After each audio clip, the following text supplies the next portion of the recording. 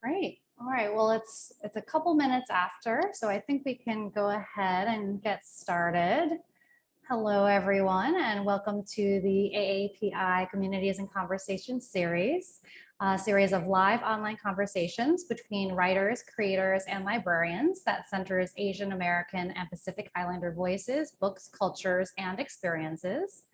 This monthly program is hosted by the University of South Carolina's Augusta Baker Endowed Chair, Publishers Weekly, and Penguin Random House Library Marketing. And this webinar is being recorded and will be available for future viewing. My name is Karen Wang, and I am a children's librarian at the New York Public Library. And joining me today is the esteemed author and illustrator, James Yang. James's book, A Bus Stop, was selected as an outstanding picture book by the New York Times, and the follow-up, Stop Bot, received the 2020 Geisel Award for the Most Distinguished American Book for Beginning Readers. So today we'll be discussing James's most recent book, A Boy Named Isamu, which pays homage to the Japanese-American artist Isamu Noguchi.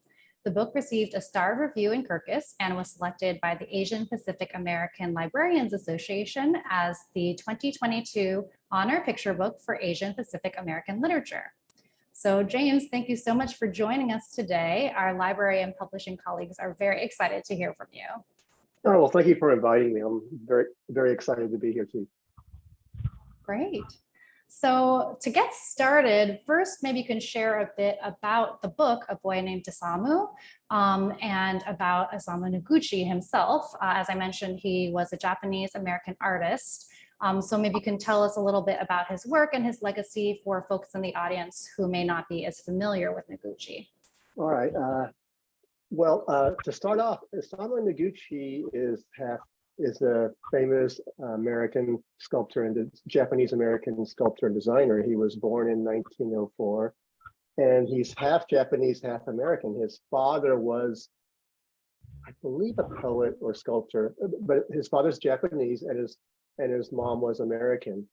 And you may know a lot of his work without even knowing it. Like, he's probably most famous for the Noguchi table, which is part of the Herman Miller collection. And a lot of his designs were created by Herman Miller as mid-century furniture. He was also known for work in the 50s and 60s, especially his sculptures and creating rock gardens, which were sort of metaphors for the home he never had. Because as a young child, when he was a kid playing in the US, he never felt like he quite fit in because the other kids saw him as too Japanese.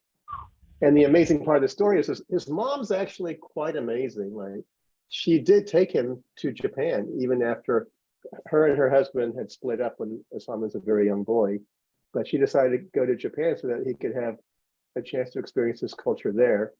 And then the reverse happened, where the kids would not play with him because he's too American. So we don't know much about Isamu's childhood, but we do know that his childhood was lonely, and that he did spend time in nature to just that's where he found comfort. And later, that's what informed a lot of him as an artist as well. And a lot of his work really is the reduction of elements he found in nature that sort of spoke to him to their main essentials. So for me, there's a lot in his story that connected. I grew up we were the only Korean family in my small town in Oklahoma, so there's that. So there's the same experience, and I'll be honest, I was probably more popular than Isamu was in school, but there's those moments when you still feel like you don't fit in with everyone else. And I don't think this is specifically just an Asian American experience. I feel like a lot of students, if you weren't the quarterback or the lead cheerleader, you probably understand that feeling too. So it's sort of a universal feeling. And like young Isamu, I also did ride my bike to my favorite place to sort of just think things through and dream bigger dreams. So one of the books that, I know that you're kind of getting to this, but one of the books that always affected me when I was a little kid was A Snowy Day, the all-time classic. Yeah. Because it's really not about, it's a little bit about, the main character, he's too young to play with the older kids. So he has to play with himself, and it's about exploration. So that book has always moved me. And somewhere deep inside, I've always wanted to do my version of it. I just never found the right way to tell it, or honestly, I probably wasn't mature enough as a writer or artist to tell it in a way to connect with other people. And then, when I looked into Isamu's story, I was like, oh my gosh, this is where I can kind of do that. This resonates a little bit with that kind of story. It resonates with me, and I felt like it was an experience that could resonate with a lot of people. Yeah, that's great. Well, I have a lot of follow-up questions for you, but before we get to that, I think for everyone on the call, we have a little bit of a treat because James has agreed to read an excerpt from A Boy Named Isamu for us today. So James, I'll turn the floor over to you to do that, and then we can get back to our Q&A. Sounds good. And I'll just read it. But here's the wallpaper from Isamu, which is similar to his earlier sketches. And here's the title page. If you're a boy named Isamu at the market with your mother, it can be a crowded and noisy place. Maybe there is a quiet space that feels more like you.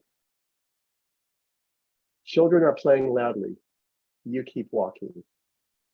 When it is quiet, you wonder, what kind of wood? Why does the cloth feel soft? What kind of wood is this? How does the fruit get its color? Who made the path to stone?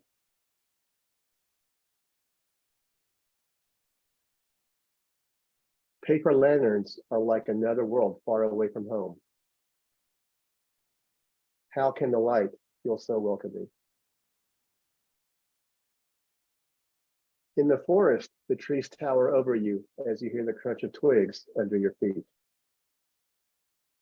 The leaves are so perfect, they must have been waiting for you. You toss grass in the air and watch as blades scatter in different directions. When you close your eyes, you imagine the grass comes back to you. If you are Isamu, stones are the most special of all. Time has carved each stone to be different. How can they be so heavy? Would they float if they had no weight? They can be smooth or rough. You press your ears against the stone. What is it saying?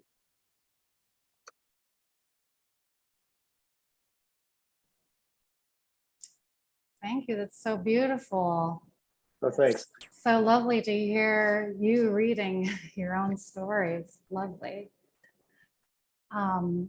So you mentioned a bit about what drew you to the story and the life and the work of Noguchi. Can you talk about how you first learned about Noguchi and what made you choose to depict a day of his childhood in terms of creating a book about him rather than like the approach of a biography of his whole life, for example? Oh, that's a good question. Actually, I must have learned about Isamu Noguchi when I was even in grade school. So I grew up as a grade school child in the 1960s. So he immediately became a hero of mine because there weren't many examples of Asian or Asian American artists. So this is a big deal, especially if you're the only Korean kid in a small town. I felt like a bit like the Omega Man, like we were the last of the lost tribes. That was kind of the feeling. And then partially his shapes really appealed to me because he did have those classic mid-century shapes. And as a little boy, I loved the Jetsons. And I loved all the space shows. Yeah, and you have to remember the space program is a big deal then. Like, we're all little kids in school where the teacher pulls out the monitor and we just all sit around it and then just watch the launches. So all of that's coming into play here with Noguchi. And also another book which hit me really big is Frederick the Mouse by Leo Leone. And his shapes are a lot like Noguchi sculptures too. So you'll see a lot of that throughout my work, actually. And then as far as why, I think the second part of your question was, why this way? And actually, there was another institution who had approached me about doing a Noguchi book. And they had a good idea, which was like, well, let's do them as a child, to show them experimenting with the elements that would later become the sculptures. And of course, they wanted to do more of a story like a little Noguchi played with wood, which may be translated into these sculptures. And I feel like that's a totally valid way to do a book. But there was just something in this weird situation where I felt like his story could be told more poetically. And in a weird way, maybe I could catch a more accurate picture of Noguchi in sort of a make-believe story. So that was part of that was a lot of the motivation. And it's, I would hardly, maybe my art directors and editors will disagree, but I'm hardly a diva person. But this was one of the rare situations where something inside of me just felt like, this is a story I know how to tell, and I know the right tone for the story. He's, if you look at his work is poetry. It's very minimal poetry. Even Noguchi himself says he takes away the unnecessary. And something about that just spoke to me emotionally too, because even my work as an illustrator, I'm known for being reasonably spare also. So there's a lot of intersection with my interests and Isamu's interests as well. So that was a lot of the inspiration for this. Yeah, I think that makes sense. You felt a real personal connection to his story, and that is what influenced your vision for how you wanted to tell his story. So that makes a lot of sense. You did mention that Noguchi's art has influenced some of, or there are some similarities and influences between his art and yours. Can you describe any specific choices that you made with this particular book that were influenced by his art, like in the use of space or textures or proportion, anything like that? I would say yes to all of that. Well, okay. If you've noticed, I'm just going to wildly assume you've seen my other books. So, but if you notice, they're all very full color books, very rich palettes, fills up the whole page. And I decided that we needed to go an opposite way because I've always wanted to do white space because of Leo Leone, and then white space also speaks to Noguchi's idea about what's necessary. I felt like that was very important. And then also, even the way I compositionally do things may sort of echo the way Noguchi arranged his sculptures or elements in space. So that had something to do with it too. And then, and absolutely the rocks, I knew that there had to be a very important element. I mean, literally the most comprehensive biography on Isamu Noguchi, and this is a giant thick book like this. You can learn a lot about Noguchi and also work on your biceps. It's a giant book, but it's titled Listening to Stone. So I knew it right away. It's like, that has to be an important element in the language of the book. I could share some of the spreads if you would like me to do that were sort of like a Noguchi's thing and how it kind of influenced some of the pages in my book, if you like. That would be great. Let me go ahead and grab that here.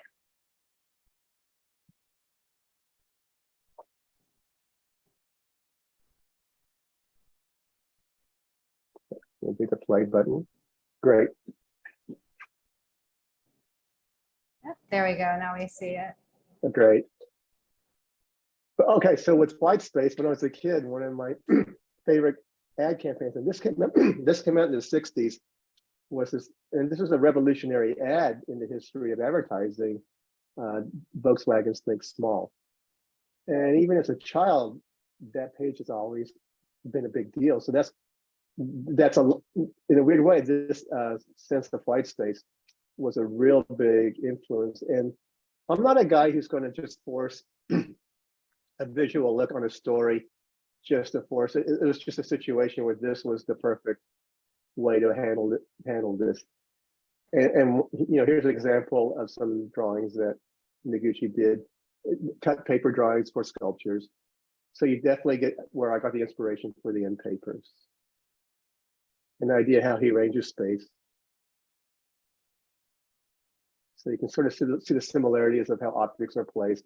even the point of view, normally I do sort of a very flat two-dimensional point of view. And I do that for visual reasons. I like the simplicity of compositions. Mark Rothko is one of my favorite, and Paul Klee are two of my favorite artists, which had that very head on. But I added a little bit of dimension in this case when it caught Noguchi's space. You can see that again.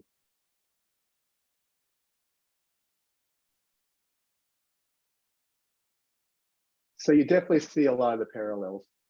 And also, I'm lucky my wife is a choreographer and she's a Hong Konger, so a lot of her performances and projects are in Asia. So another reason I drew this was I remember walking through paper lanterns in a night market in Kyoto. And it is like a beautiful sort, you feel like you're in an indie movie, like a movie made by A24 Studios or something. And it's just otherworldly when you walk through paper lanterns. It's just such a beautiful sensation. So I knew that I had to put that in there somewhere in this book. And I had just found this illustration of the garden at night, which pretty much echoes this. But the crazy thing is that I saw that image after I did this final image. So that's incredible. Well, you know what's nice is, and one of the nicer things is that when the Noguchi Museum liked it, that meant a lot. This book, that meant a lot to me, and they carried it. And my goal was I wanted to do a fictitious story, but it had to echo Noguchi enough so that, you know, I mean, mentally, it wasn't a major game plan in my, but it's like, you know, I was like, if the Noguchi Museum thought it was a good book, that means that I didn't stray too far from the truth. So that meant the world to me when they actually called me a couple of weeks after A Boy Named Isamu came out, asked to read it, and then like an hour later, they asked if they could carry it. So you can imagine that was pretty much a dream come true.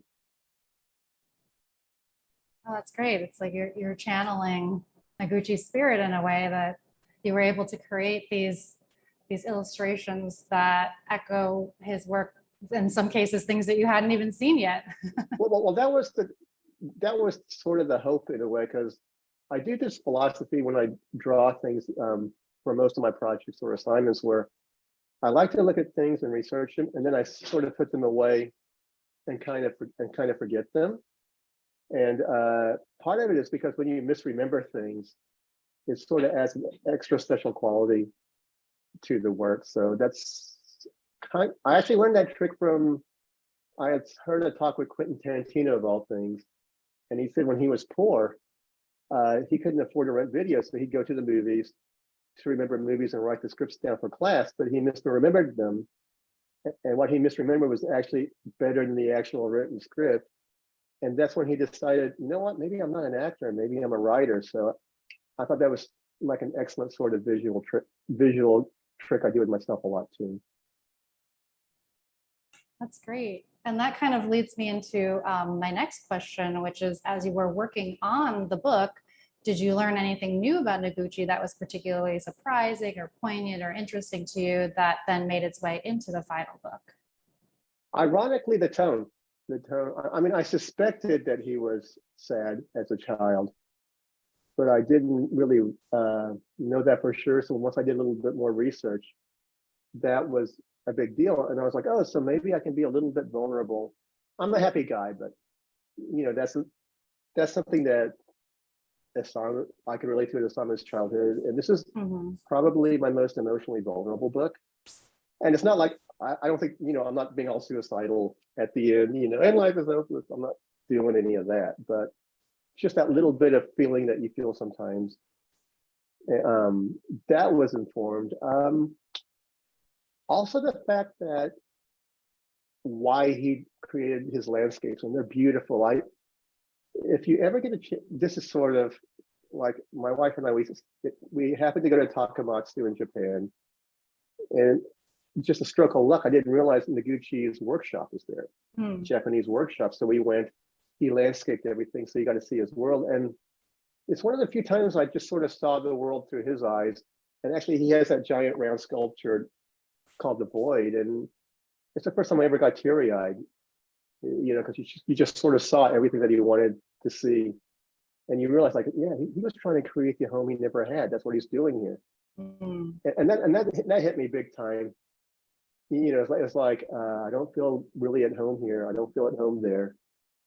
Maybe I can create my home. And I felt like that was a pretty Yeah. hard-hitting, beautiful lesson to learn. Wow.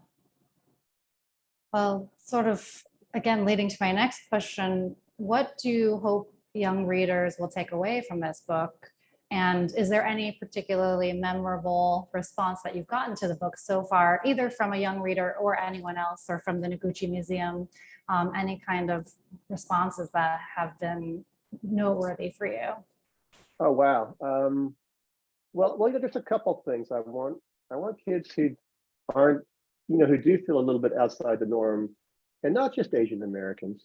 I mean, of course, there's a lot of Asian Americans who are friends of mine who are wonderful artists. We all have similar stories. But anyone who doesn't feel like they quite fit in, or it may not even be that you were an oddball at all. Maybe you just you're the kid who prefers to like play by yourself. I wanted all those kids to know that they were okay. And what was wonderful that I was surprised that like one parent of an autistic child sent me a nice note and said that I could really spoke to him and his child so much. So that was very touching. And I have heard from Hapa children that this book really connected. So that's the kind of thing you hope. I'm not Hapa, but I was hoping that was something that could be related by many different people. So those were all very touching, to say the least. And by Hapa, just for those who may not know in the audience, do you mean like multiracial children from multiracial families? And it's usually Japan is like the first generation, right? I mean, in the U.S. and they're mixed. So that I think that helped a lot. Like a lot of people outside of just Asian Americans connected with the book, and that was a goal, because I feel like even if this is a little lofty, but even when I'm telling stories, I wanted to tell like the thing that now I want to hit things that kind of hit me, but are the part that everybody else hits too, also, not just.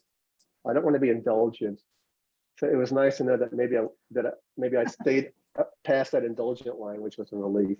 And to hear the Noguchi Museum just, they thought it was like a beautiful homage to Noguchi. So that was almost like I passed my teacher's grade for my report. So that was very satisfying. That's great. And I think I definitely don't see any self-indulgence in this book. And I think, as you said, it's a universal experience that children have, a sense of feeling different or isolated in some way or the other. It may not necessarily be because of race, but I think it's a real universal shared experience that you tapped into through a very specific story. And I also feel like kids probably do spend a lot of time alone, regardless, and it's okay. I think that's another message. And I feel like what's fascinating is that I was talking to a couple other friends of mine who've done some beautiful books, by the way. For example, Victor Nye, who did Wishing. I believe that's the one that she illustrated. That's just a beautiful book too. But we talked about our childhoods. And then what she said was she remembers just being bored all the time, and I was like, yeah, me too. But there's something in that boredom, and it's pretty common thread. Even my wife, who's a choreographer, she remembers like her dad was an accountant for a factory that created plastic toys and stuff. So she's out there all day, and maybe the past time she would walk among the plastic flowers and imagine it was an imaginary forest. And probably it's not a coincidence why she became a choreographer. So, I also wanted to talk a little bit about that too. Yeah, absolutely. Well, do you think that, we've talked about this a little bit in terms of this book, but in terms of your larger work overall, do you think that your personal identity or your cultural heritage influences your work or your approach to art and books? I would say subtly, subtly, of course, in A Boy Named Isamu more so. And my publisher is interested in me possibly doing a graphic novel loosely based on my life. So that will definitely be influenced. or else it's not a great book, right? So, but I would say subtly. I would say aesthetically for sure, absolutely, and even my approaches to how stories, how visually it looks, and part of it is, especially my figures, because my grandfather was a well-known painter in Korea, and he's sort of a transitional painter from abstract. I mean, from realism to more to abstract, but he's sort of a transitional guy. And he drew, his favorite thing was like to draw, like a lot of his work is during two wars, Korean War and World War II, but he would draw children playing in fields. So even the simplicity of his compositions are definitely something that echoes in my work. And then I would even say that proportionally the way that I tend to distort the figure is very similar too. So there's a couple distinct influences. I would say the biggest influence creatively is the whole outside looking in experience as an Asian American. And you know what? And I bet you that fits with anybody who like whose parents come from a different place, especially if you're a first generation or you travel and you're on the outside looking in. Mm-hmm. And that's a huge creative advantage because you can see a lot of things that you probably won't notice if you're too close or inside the culture in a way. So that's where a lot of my stuff also comes. So sort of you hone your observational skills that way. Yeah. And you know what? And of course it comes from many different places. I do a lot of funny, of course, I'm usually doing funnier books. So it's sort of nice that my editor, Tracy Gates, who had been with me for my last 4 books, she sort of got me to realize I can do more touching books, mm-hmm. You know, more serious books, as well as like funnier books. So it's been nice to explore both kinds of books. Great. Well, actually, taking a step back as we talk about some of the past books that you've worked on, can you speak a bit about how you got your start in illustration and writing and the path that led you to your success today? Well, my main intent was to start out as like an editorial or freelance illustrator, and I'm lucky to have come out in a lot of my life is pretty lucky, to be honest with you. My high school teacher in a small town in Oklahoma, she happened to know a Hall of Fame illustrator named Alan Kober from New York. He was a legendary guy, especially from the 60s and 70s, because she had met him because she was a legitimate artist that used to show a lot on the East Coast. So then I saw his work, and I knew I wanted to become an illustrator. And then she knew one of the deans of the design department at Virginia Commonwealth University, which had a very strong illustration and design. And this is very important. Like my design training was sort of very much from teachers who are from the Bauhaus tradition. So that informed a lot of how I approach design and compositions also. So it was a classic case of taking your portfolio around, because Washington, D.C. was the closest place to freelance. And I eventually got picked up by the Washington Post as a freelancer. And that's how my career sort of started. It was just one place saw my work and it kind of grew. And then I had a transitional phase where I started doing broader work. And I was very influenced by like a lot of mid-century stuff. And then with children's books, like my agent just started showing my artwork around to the different publishers. And then one of my first books was to illustrate somebody else's book for HarperCollins way back in the day. You may not have even been born yet, Karen. It was like so old. And it's called Build It Up, Knock It Down. Tom Hunter was the guy. And once I learned how to do that, once you get a step in the door, even if it's an outside way, it's a little bit easier to sort of walk through. And then I think I told you this story earlier, but then HarperCollins had a story that they were wanting me to try after that book, and it was by a famous children's book illustrator who I don't want to mention. And it was the unillustratable text, but they wanted me to take a crack at it. Oh, wow. So I was like, all right, let me give it a shot. And then after a month or so, I told him like, yeah, it is an unillustratable. No man can do this. So then, but then I was like, well, let me try writing my own story. And then they took a look, and then my editor liked it so much, even though her publisher didn't pick it up. Simone Kaplan was my editor. She took it around, and that's kind of like how I got my start in children's books.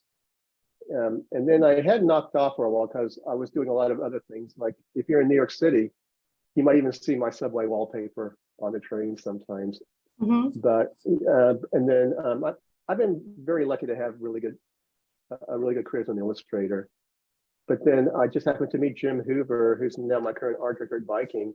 We were doing a panel about children's books for the Society of Illustrators. And we connected. He asked me to show ideas. I asked him if he was serious or if he's being polite. He assured me he was serious. And then a month later, I showed him ideas because we had a really good connection. And that's how Viking and I kind of like have our relationship to this day now. It's been a dream situation because, as you know, Viking also produced A Snowy Day, which is the book that like meant a lot to me. So to have them be my home publishers, yeah, I Full should circle. not complain. Yeah, and I should not bellyache. That's absolutely true. Great. Well, I have another couple questions for you, and then we're going to turn it over to audience questions. I see that folks have already started putting questions in the chat, and I invite everyone else to do the same. Put your questions in there, and we'll get to those in a moment. But James, I also wanted to ask you, what are your hopes and aspirations for the inclusion of Asian American voices in children's literature or illustration or other forms of art and expression? Well, I mean, honestly, I feel like we're having a moment. There's so many great things, and I feel like we're in the second wave now, which I had been waiting for, which is now first we had to get through the door.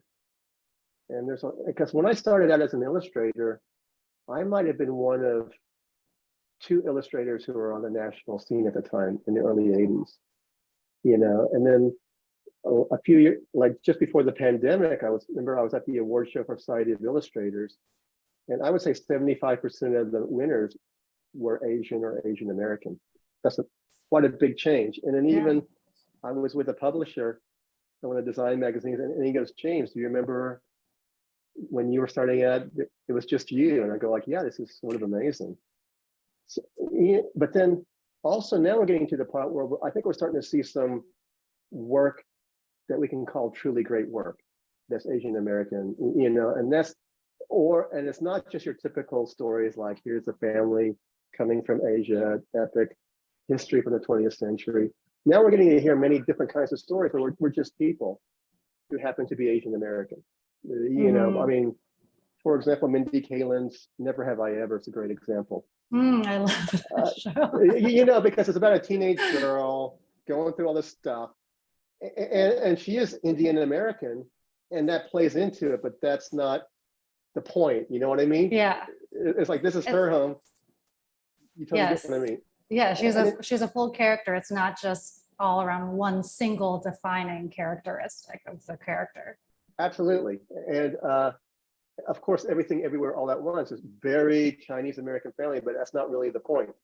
It's this fantastic story about a family, and since I have been to Hong Kong a lot, Michelle Yeoh, I've seen so many Hong Kong moms like that, like hers, so it was chef kiss, but it's not really about, it's not really about being a Hong Konger. It's not really about that, so I feel like that's what I really hoped for. And even in children's books, I'm hoping this like, yeah, here's a story by Asian American creative, the protagonist is Asian American, here's a story, but it's not really, that doesn't, it's more universal than that. It's just a story that everybody wants to read. That's what I hope. And I want them to be funny. I want them to be scary. I want them to be heartbreaking. I want the whole buffet. That's what I kind of want to see, not me do specifically, but I want to read that stuff. I want to be blown away by it. Yeah, that's great. Well, I have more questions for you, but I want to make sure that we get to the audience questions too. And I see a couple coming through the chat. So why don't we switch over to the questions that have come in from our audience first. And then if we have time, we can always go back to, to more of my questions. Absolutely. But I see a question from Sarah asking, can you tell us about your next project? What might you be working on now? All right. Well, you know what? If I may be a little shameless, I'll show you my book that's coming out in September. Oh, yes. October. and it's the follow-up to Stop Bot. Oh, great. You know, and this story is a diagonal story. So this is an advanced. It's about a runaway sled, and I'll just show you a couple of pages from it. I have to show you. It's basically about the sled, and it'll keep running into characters that keep piling into the sled. And as you can tell in this, the direction is diagonal. Yeah. And our way to solve this problem, because in my first book, Bus Stop, is horizontal. Tell the story. Second one, Stop Bot. I have one here.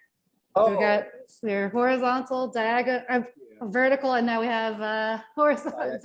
Yeah, so we couldn't figure out how to produce a hard diagonal. So I was like, well, why don't we just leave the space blank to create that? So I joke with them that like this book is sort of if we took Isamu and Stop Bot and they had a baby. And then like, you know, just to give you a feel of like the kind of the humor of it. So are those penguins flying up yeah, in the air? yeah. And there's one that like gets dumped in the sled. So yeah, so you can tell this is a very touching story also. So that's coming out this October. And I really like this book a lot. I'm working on a follow-up to another mid-century artist. I'm literally talking about it with my new editor, Tamar Brazos, tomorrow, it's not going to be the same as A Boy Named Isamu, but it's something that you could pair together and you'd feel like oh yeah, this is the guy that writes those kind of books, you know, about creators. And it's a fictitious story too. It might be a little bit more about objects, but more like how kids interact with it. And then also the other project I'm thinking about is a graphic novel story loosely based on my life. And this is sort of fits your earlier question, what do you want to see Asian Americans do? Hopefully, if I pull this off correctly, this will be more like my story if it was Curb Your Enthusiasm, but it'll be accurate. Like that was the pitch I gave. They like it, and now I have to pull it off, I guess. So I have to do the hard part now. So we'll see how that one goes. That sounds really intriguing. So yeah, I'm sure it sounds like it. I'm sure we're all looking forward to that. Yeah, but thanks for that question. I appreciate that. Yeah, thank you, Sarah, for your question. And our next question is from Meg. Out of all the books and editorial projects that you've worked on, is there one that you enjoyed working on the most? Oh, what a great question. Definitely A Boy Named Isamu is up there, obviously. It's a labor of love. It's kind of the story I wanted to for a long time. And as a creative, you know what? This book came out pretty much how I hoped it would. And that's all the way from how the story worked out, how the images looked, and even something, of course, librarians would notice, but like the printing, even the technical printing quality, I thought was pretty impeccable. So that was satisfying. I also thoroughly enjoyed doing the wallpaper for the Metropolitan Transit Authority. That was, you can imagine that was so exciting. And I got to wear, they showed me a prototype when it first came out, so I got to wear the hard hat. But so I'm very excited that I finally got to do a project with a hard hat. So those might at the time. Oh, and then also Golf Digest.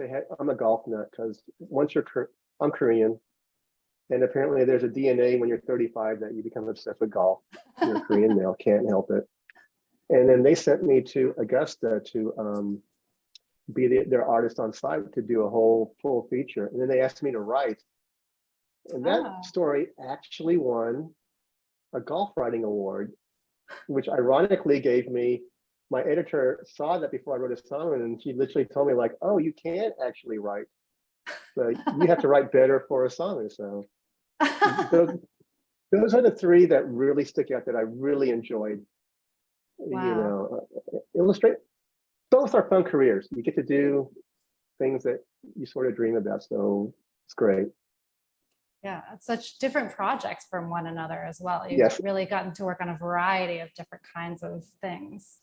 And that's very lucky. I mean, that's sort of you just sort of surf to wherever things go and see what happens.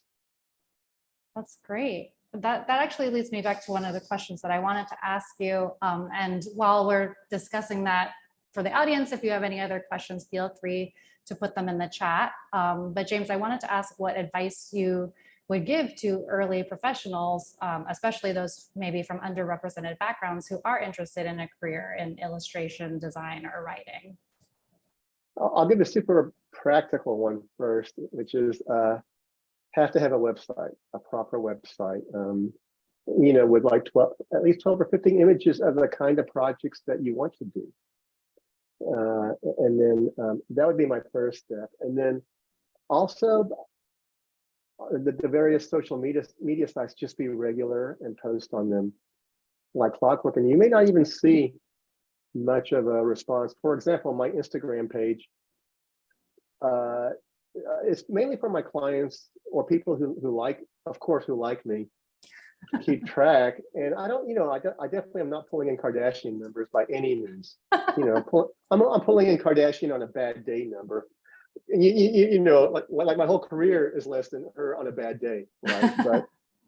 But I may get 50 likes on an image, but 2 of them are from art directors who actually use me and hire me. So it's really important to make those connections. I understand it's harder to meet art directors in person, but I would recommend definitely like just doing a little bit of work every day, either to find ways to meet new people who are in the field or to work on your craft. Because even to this day, I keep working on my craft and looking at things and being observant. And it's definitely good to go to all the events that where you can potentially meet people. Right. And I also just wanted to read a message from Meg in the chat saying that they've been on train cars with your service design and it always brightens their commute.